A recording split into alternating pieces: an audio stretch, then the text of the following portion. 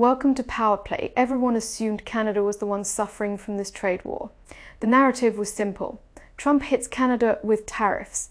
Canada suffers. Canada comes crawling back to the negotiating table. America wins. That was the plan. Then Canada's ambassador stepped in front of a microphone in Washington, D.C. and flipped the entire story upside down. The numbers he dropped stunned the room. And what he revealed was something the Oval Office had been hoping nobody would say out loud. The biggest victim of Trump's auto tariffs isn't Canada, it's Detroit. Before we go any further, if you're new here and you care about where the global economy is actually heading, not the headlines, not the politics, but the real financial mechanics underneath all of this, hit subscribe right now and drop a comment below. Do you think America's auto industry survives this trade war intact? Yes or no? Let's see where this audience stands. Now, let's get into it. Let's establish who we're actually talking about. Here, because this matters, Mark Wiseman is not a career diplomat. He's not a politician. He's not someone who spent 30 years working in embassies, learning how to say nothing politely. This man ran the Canada Pension Plan Investment Board, one of the largest institutional investors on the planet, managing over $500 billion in assets at its peak. He later moved to BlackRock, the world's largest asset management firm, overseeing trillions in global capital allocation. Prime Minister Mark Carney, himself a former governor of both the Bank of Canada and the Bank of England, personally picked Wiseman in December 2025 to serve as Canada's ambassador to the United States. Think about that appointment for a second. When Canada needed someone to sit across the table from the Trump administration in the most economically consequential bilateral negotiation in a generation, they didn't send a politician. They sent a Wall Street operator, someone who speaks the language of capital, leverage, and risk. That tells you exactly how Ottawa views this fight. This isn't diplomacy. This is a deal negotiation. And Canada came prepared. In May 2026, Wiseman spoke at a conference of the Canada-United States Law Institute at Johns Hopkins University's campus in Washington. The audience included American and Canadian officials, legal experts, and trade specialists. And Wiseman did something remarkably blunt for a diplomat. He told the Americans in that room directly that Trump's Section 232 tariffs, the ones imposing 25% levies on Canadian autos and auto parts imported into the United States, are not just hurting Canada. They are, in his exact framing, closing off the most important foreign market for the sale of U.S. automobiles. And let that land Canada is, or rather was, the single largest foreign buyer of American-made cars. Not China, not Germany, not Japan. Canada, the country that shares a 5,500-mile border with the United States, the country whose economy is so integrated with America's that a single car engine can cross the border 7 or 8 times during the production process before it ends up inside a finished vehicle. Wiseman's message to Washington was precise. You think you're hitting us, you're shooting yourself. And here's where it gets genuinely alarming, because the damage isn't hypothetical, it's already in the data. Stay with us, because what's happening to the American auto sector right now is something most people have completely missed. The American auto industry contributes $1.2 trillion annually to the US economy. That's approximately 5% of total GDP. It supports 10.1 million American jobs directly and indirectly. That's the workers on the assembly line, the parts suppliers, the dealership staff, the logistics networks, the steel workers feeding components into the chain. To put that in perspective, the entire US military employs roughly 2.8 million active and reserve personnel. The auto industry employs more than 3 times that number of Americans. Now, here's what's been happening since the 25% Section 232 tariffs hit Canadian vehicles and auto parts. General Motors has scaled back production in Canada. Stellantis has followed. But here's the part that doesn't make the front page. When those companies pull production out of Canada, they don't just lose Canadian workers, they fracture a supply chain that runs straight back into Michigan, Ohio. In Indiana, one analyst firm projected that tariff-related costs could drive up the average price of a new car in America by approximately $3,000 for trucks and larger vehicles sourced from Canada and Mexico. The price jump could exceed $10,000 per unit. Who pays that? The American consumer, every single time. And demand doesn't survive a $10,000 price shock quietly, it collapses. Here's something that fundamentally changes how you understand this conflict.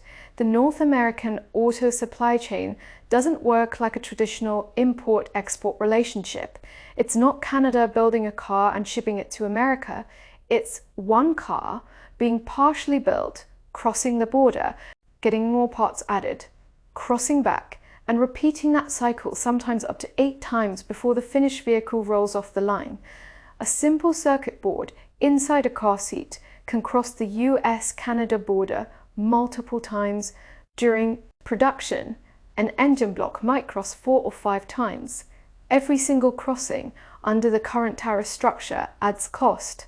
And stack those crossings, and that 25% tariff doesn't hit once, it compounds. This is why the auto industry's warnings have been so loud.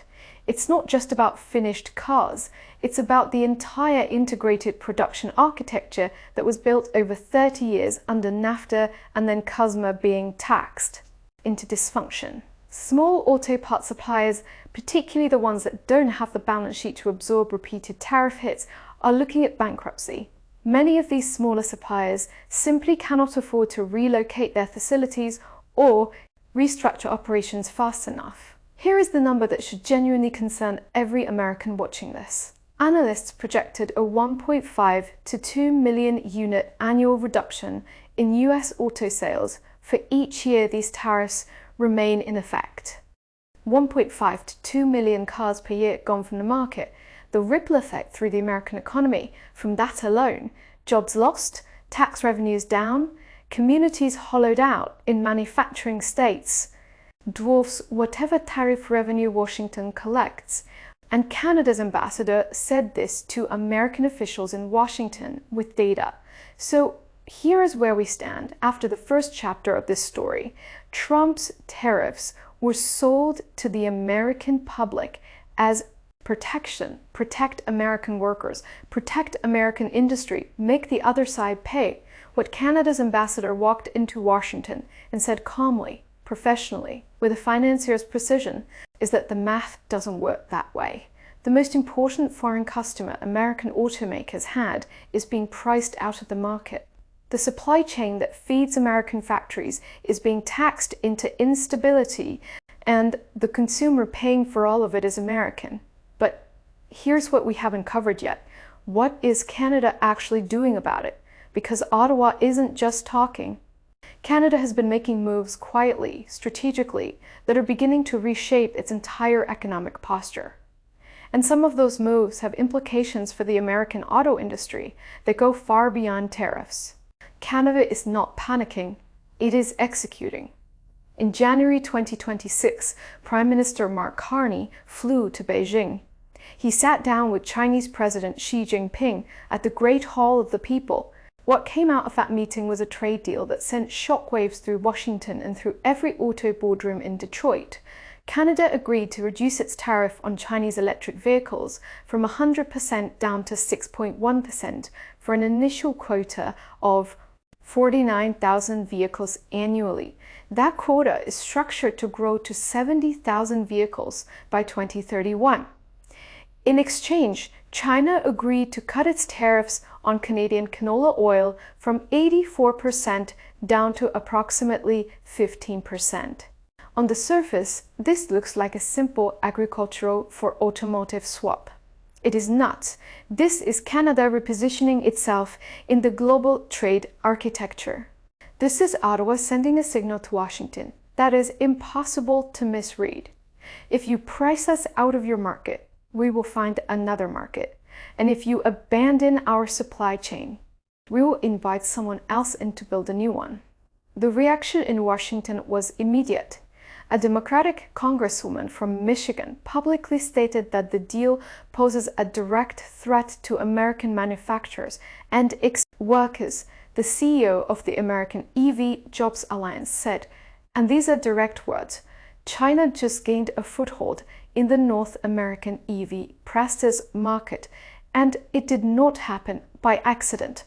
He then added something that cuts right to the heart of this entire situation. When US trade policy becomes chaotic, unpredictable, and destructive, bad outcomes are inevitable. That's not a Canadian official speaking.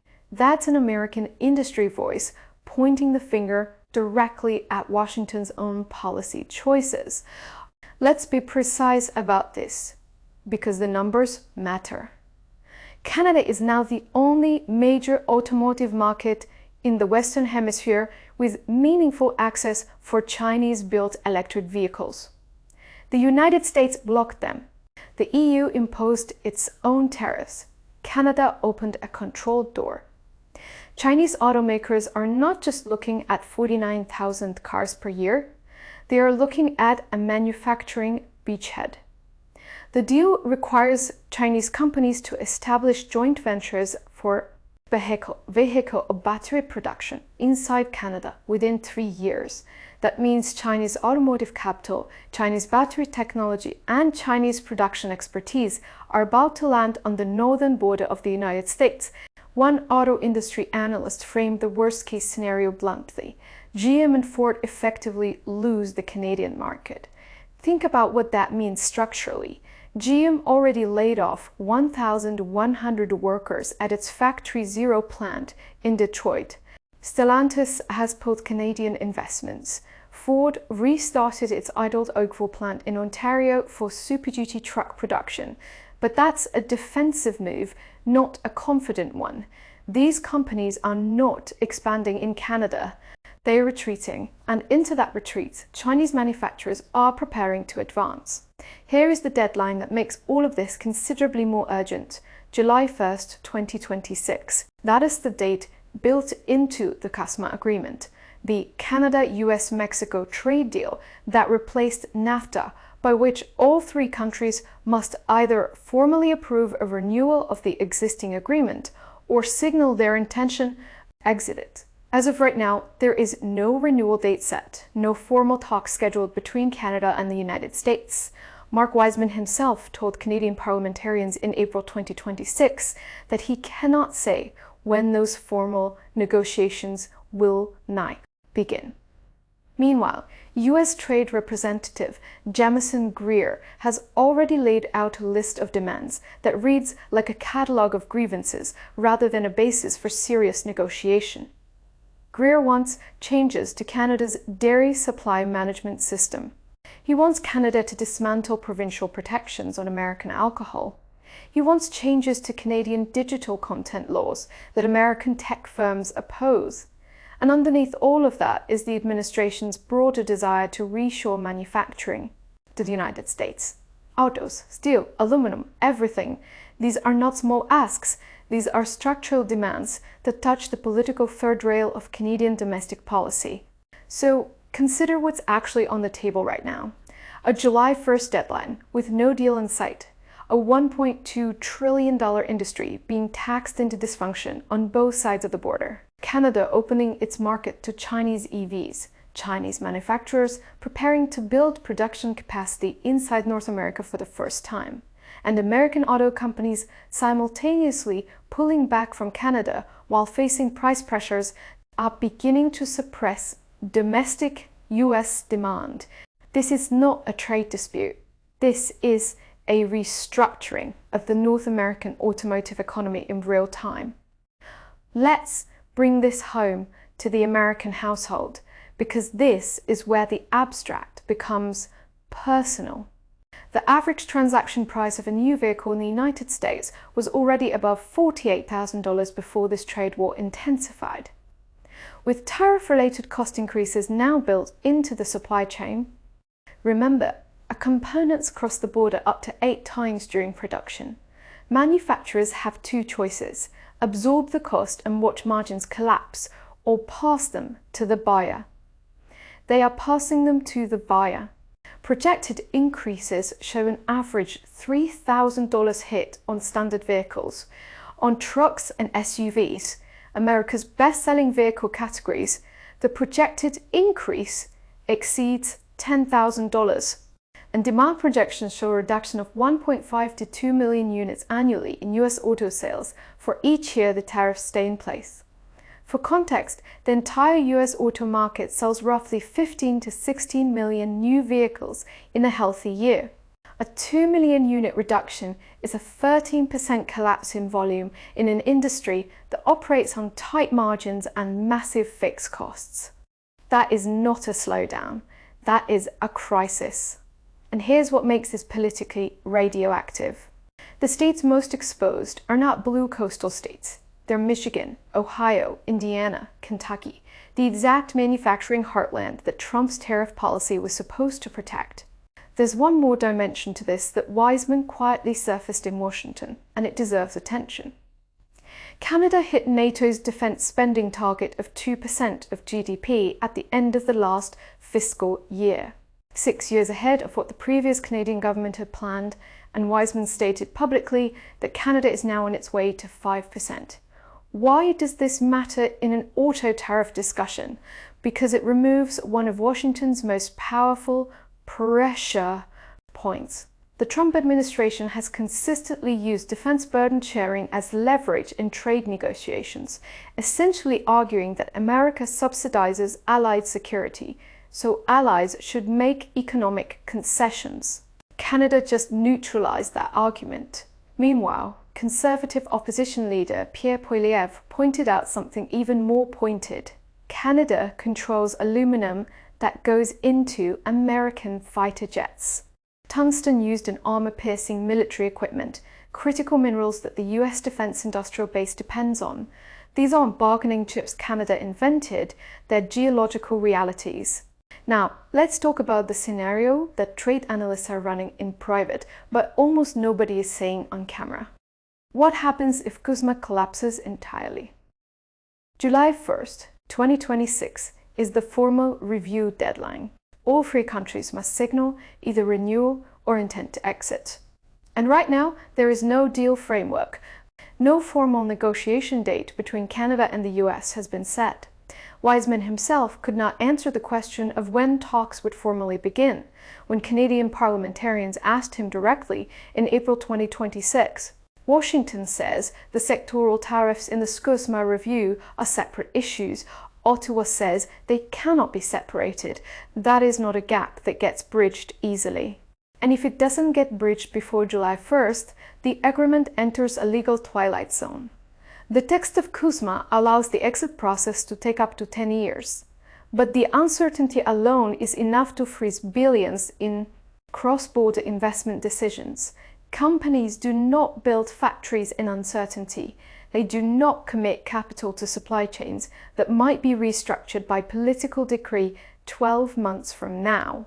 The chilling effect of a stalled CUSMA review is itself an economic cost, one that doesn't show up in a tariff line, but shows up in cancelled investment plans, delayed hiring, and production decisions made in favour of markets that feel more stable. Here is the part of this analysis that most commentators are missing entirely. Some of this damage is already permanent, not recoverable, not reversible, by a deal signed in 6 months or a year. When General Motors cancels an EV project in Canada, which it did, when Stellantis pulls investment out of Windsor, which it did, those decisions don't get unmade because a tariff gets lifted. Capital allocation decisions of that scale involve long planning cycles, committed supplier relationships, retooled factory floors, and workforce development programs. You don't reverse a multi-billion-dollar manufacturing decision with a press release announcing a trade deal.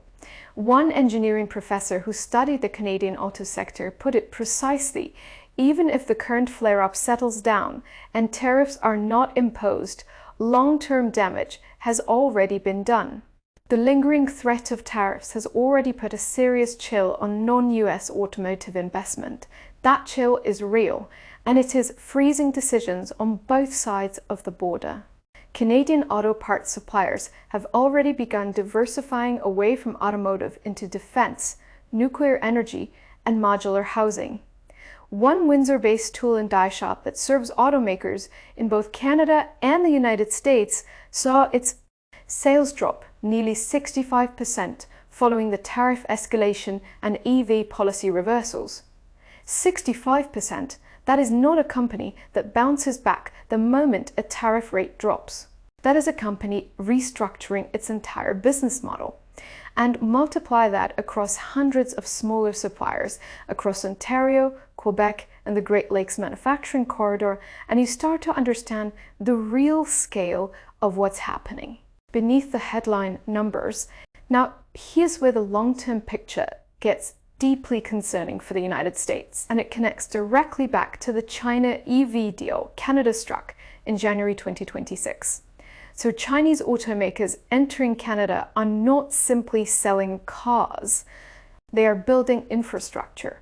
The Canada-China deal requires Chinese companies to establish joint ventures for vehicle or battery production inside Canada within 3 years.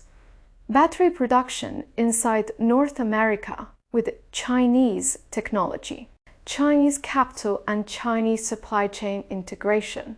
Now think about what that means geographically. Canada shares the longest undefended border in the world with the United States. A Chinese EV battery plant in Ontario is not in China. It is in the same economic region as Michigan. It is subject to North American safety and emission standards. Standards that are nearly identical to US requirements. Vehicles built to Canadian market spec are by design also built to American market spec. A U.S. Senator from Michigan, a former CIA officer, raised this point in Toronto in May 2026, warning that Chinese-made EVs transmit 3D video and geolocation data that could be accessed by Beijing. She called it not just an economic security issue, but a national security issue. She and an Ohio senator have already introduced legislation to ban the import, sale, and operation of Chinese manufactured vehicles entirely. But here's the financial reality underneath the security concern. If Chinese manufacturers establish production capacity inside Canada with Canadian workers, Canadian components, and a Canadian address, the entire legal architecture of those bans becomes enormously complicated to enforce. A car built in Windsor, Ontario, by a Chinese-owned joint venture with Canadian workers is not obviously the same thing as a car shipped from Shanghai. This is the long game China is playing, and Canada, whether by strategy or necessity, has given them the opening to play it. Let's be direct. Who actually wins this trade war? The honest answer is nobody wins cleanly, but the losses are not distributed equally. The United States entered this trade war with enormous leverage. Approximately 75% of Canadian exports go to the Porsche American market. That dependency is real and it is structural. It does not vanish because of one deal with China or one diplomatic warning from an ambassador. But leverage is only useful if the party holding it is willing to absorb the cost of using it. And that is precisely where Washington's calculation is getting complicated. The Section 232 auto tariffs are costing American consumers at the dealership. They are fracturing supply chains that feed American factory jobs. They are pushing Canada toward trade relationships with China, with the European Union, with Asian markets that reduce long-term American economic influence over its closest neighbor. And they have triggered retaliatory Canadian tariffs on American goods that are hitting US exporters in agriculture, manufacturing, and consumer products. Canada's economy is taking a harder short-term hit. Growth forecasts were revised down to just 1.1% for 2026. Canadian businesses are under real pressure. Canadian insolvencies hit a 16-year high in early 2026. The pain is genuine, but Canada's strategic position is stronger than it was 18 months ago. It has a new relationship with China. It has met its NATO spending commitments. It has a Prime Minister with a central banker's understanding of systemic risk and a long-term orientation that is not subject to an electoral cycle the way a sitting US president is. Mark Carney does not need a win before November. He needs a durable outcome. If a genuine settlement is coming, here is what it has to contain, and this is financial analysis, not political wishful thinking. First, the Section 232 auto tariffs have to come off or be substantially reduced, not because Canada demands it emotionally, but because the economic mass for the American auto industry requires it. You cannot sustain a $1.2 trillion industry with an input tax that compounds 8 times through a cross-border supply chain. Second, CUSMA has to be renewed with clarity and stability. The investment freeze caused by uncertainty is costing both economies more than any specific tariff line. Companies need a stable legal framework. Without it, capital goes elsewhere, and right now, elsewhere increasingly means Asia. Third, the Chinese EV situation has to be acknowledged for what it is. Canada opened that door because Washington forced the decision by making the North American market inhospitable. Any settlement that doesn't address Canada's need for a viable automotive future will simply perpetuate the conditions that drove Ottawa to Beijing in the first place. And fourth, this is the one neither side has said publicly, but both sides understand privately. The tone has to change. Mark Wiseman said it himself in April 2026, telling Canadian parliamentarians that his meetings with US officials have been respectful, open, and receptive. He said the two sides need to look below the bluster and get down to business. That is diplomatic language, for the public performance of this conflict is making the private solution harder to reach. Here is the bottom line on this entire situation. Stated plainly, the Trump administration designed this tariff strategy around the assumption that economic pain on Canada would produce political capitulation from Canada. That Canada, facing the loss of its primary export market, would accept American terms quickly and move on. That assumption was wrong. Canada elected Mark Carney, a man who spent his career managing sovereign financial crises on a platform of economic sovereignty and strategic patience. Canada appointed Mark Wiseman, a man who ran one of the world's largest investment funds. As its ambassador, Canada signed a deal with China that created alternative leverage. Canada met its NATO spending commitments to remove that pressure point, and then Canada's ambassador walked into Washington and did something no diplomat in the situation was supposed to do. He didn't plead, he didn't threaten, he sat in front of a room of American officials and calmly explained with data that the tariffs are hurting America more than the people in Washington had admitted. That is not the behavior of a country that is losing. That is the behavior of a country that has decided to outlast the pressure and has quietly positioned itself to do exactly that. The $1.2 trillion American auto industry sits in the middle of this calculation, and right now it is cracking. Not broken, not destroyed, but cracking. And every month that passes without a serious settlement adds stress to fractures. That will become significantly more expensive to repair. The question is not whether a deal gets done, or deal will get done.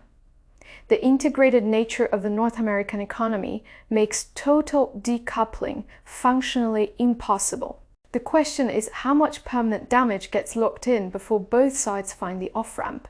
And based on everything covered here, the ambassador's warning, the supply chain math, the China play, the CUSMA deadline, and the investment freeze, the answer is more than either side is currently admitting. That is the full picture, real data, real stakes, real financial analysis. If this gave you a clear understanding of what is actually happening in the North American economy right now, not the headlines, not the political theatre, but the structural financial reality underneath it, then subscribe, hit the bell, because Power Play covers the mechanics of global finance that most people never see until it's already too late to act on them. Drop a comment below. Do you think a CUSMA deal gets done before the July 1st deadline? And do you think the American auto industry can absorb this damage without a recession-level shock to manufacturing employment? I read every comment and let's talk about it. And if you want to understand the next domino in the story, the China EV beachhead in Canada and what it means for American manufacturing over the next decade, that video is coming, and make sure you're subscribed so you don't miss it. See you in the next one.